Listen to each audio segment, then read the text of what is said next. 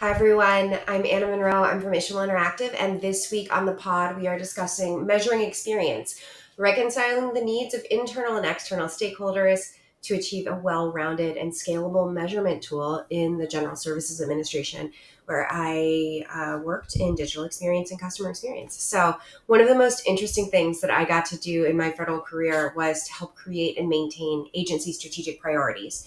So you might not be in a federal agency, but if you're in any kind of business, this type of problem, these priorities should be familiar, right? We all have them. Whether they're in fiscal quarters or in years, we all have to interact in some way with strategic priorities. So I kept my involvement in this process laser focused on digital experience because that was in fact my remit. But it was fascinating to be able to talk to agency leaders, especially my counterparts in the Office of the Chief Financial Officer, that's OCFO, to place where digital experience landed in the agency strategic plan and how to measure it. The majority of our discussions boiled down to this: how to assign a percentage based achievement to a complex goal underpinned by a mixture of technical and management based requirements. Okay.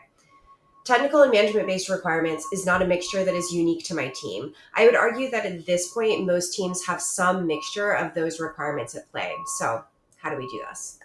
Well, first, we continuously provided complex data to agency teams at the fidelity that they needed, while also rolling all the data into a single percentage number for OMB and Congress in such a way that we could zoom in and zoom out of complexity whenever we needed to.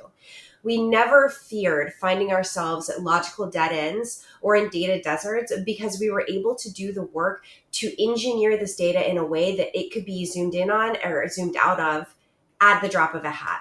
So in many ways, it was a lot like the Eames Studio Powers of 10 video, which is actually linked in this post, where a camera zooms in and out of the Earth's surface to show how when you zoom in, you gain a lot of fidelity and granularity, but you lose scope, right? And then when you zoom out, you lose that fidelity and that granularity, but you gain scope. And neither of these things is better than the other. They're simply contextual, right? So it's okay as long as you can always reverse yourself. If you zoomed out, you need to be able to zoom in. And if you've zoomed in, you need to be able to zoom out. Great. So the answer for us in the General Services Administration was not a technical answer. There was no technical answer. There was no Salesforce or Qualtrics or Microsoft program that could do this for us. And there was no Google or IBM tool that could take on this problem. Instead, we had to build our own measurement tool called the Enterprise Digital Experience Index, the EDX Index, and I've linked to a case study on that tool in the post. And we got there through human centered conversation and relentlessly resolving the many philosophical questions that arise when building data sets and measurement tools. I'm going to say that sentence again because I kind of fumbled it. We arrived there through human centered conversation and relentlessly resolving the many philosophical questions that arise when building data sets and measurement tools. And I know that that might be a flashpoint for a lot of people. What does data have to do with philosophy? And I would answer everything. And if you look at the links in the What We're Reading section of the newsletter this week, you'll see that, right? There are many, many places where philosophy and technology and business all need to talk to each other. And if you are unable or unwilling to take on these complexities, you're never going to be able to get to a simple yet not simplistic measurement of your environment. To do that in GSA, we had to talk to each team, each supervisor, and each division to understand what information they needed to make strategic decisions at their level, what data they could give us, and what data sets we actually needed to build together from the ground up.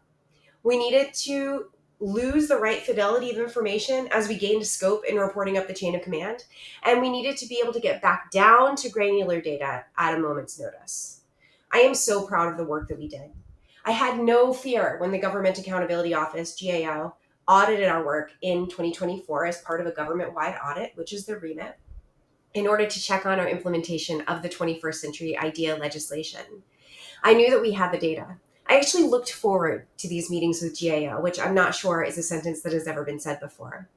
And in their turn, GAO produced a report in which GSA was one of the few agencies that was not dinged or impugned or finger wagged at, however you want to frame it, for our implementation actions. We had the data and we were able to talk about it because we had done the work to make that data reasonable, understandable, conversational even.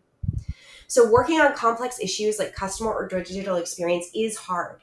Communicating it at the right level to the right people is part of that hard work. But it is possible to measure complexity clearly and recurrently if you do the work to understand the data landscape. It takes technical and human-centered competence, and it takes a lot of grit. But it results in a great measurement tool that can zoom in for detail and out for scope whenever you need it, and it's absolutely worth it. Take a look at the case study that was written. Ask me any questions via email or comment or DM, whatever platform you're on, and I look forward to talking more about this project. I really, really love this stuff. Finally, in what we're reading this week here at Ishmael Interactive, from a couple of weeks ago, HBR Podcast published a How to Stress Test Your Strategy Before It Fails. There's a lot of good insights in there, although I would argue, having worked with DoD and actually taught at the Army War College, I would push these tests even farther into model making and actual failure. But I would do that because I'm an industrial designer and we love models. We love models in industrial design. Secondly, Anthropic, the maker of Claude, just published a paper that you should totally check out on how LLMs, i.e. your AI-driven chatbot, can become an insider threat, which is terrifying, and yet more justification for training AI models on ethical principles instead of just giving them flat guardrails.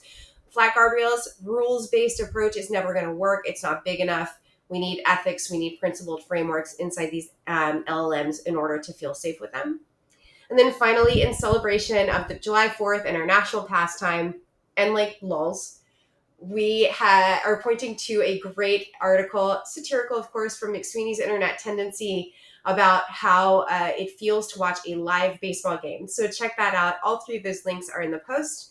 Have a great 4th, everyone. And if you want to unpack with us fears, hopes, dreams, affordances, disadvantages of AI, please join us on July 17th for How to Think with AI, which is our workshop that's going up then. I'm really, really excited to do this workshop with you. We've had some great dress rehearsals so far, and I'm excited to bring this to you. There is a 4th of July discount up. The code is, again, in the post. The link to that workshop is in the post, so check it out if you have time. Thanks for listening to this week's podcast, and I hope you have a great 4th, everyone. Bye.